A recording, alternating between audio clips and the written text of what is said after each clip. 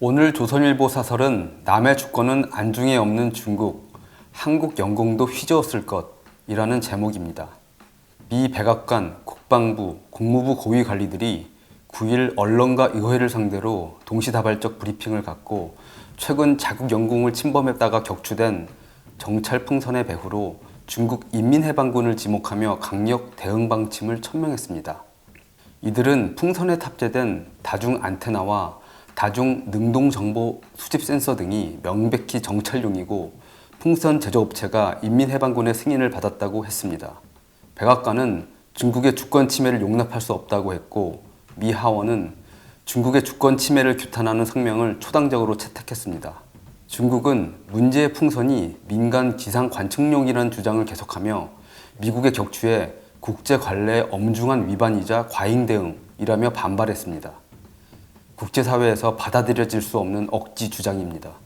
타국의 주권과 영토, 영공 존중은 국제 질서의 기본 중의 기본입니다. 설사 민간용이 맞는다 해도 영공 침범을 정당화할 수는 없습니다. 다른 나라 주권을 우습게 하는 중국의 행태는 한두 가지가 아닙니다. 얼마 전엔 전 세계 50여 국에서 주재국 몰래 100개가 넘는 비밀 경찰서를 몰래 운영해온 사실이 들통나기도 했습니다. 남중국해에서 동남아 주변 국가들의 영해를 침범해가며 인공섬을 만들어 놓고 국제사회가 비판하면 오히려 역정을 냈습니다. 수시로 폭격기, 전투기 편대를 띄워 우리 방공식별구역에 무단 진입하는 것도 같은 맥락입니다. 미국 정부는 중국의 정찰 풍선이 미국뿐 아니라 동아시아, 유럽 등 최소 5개 대륙 40여 국에서 탐지됐다고 밝혔습니다.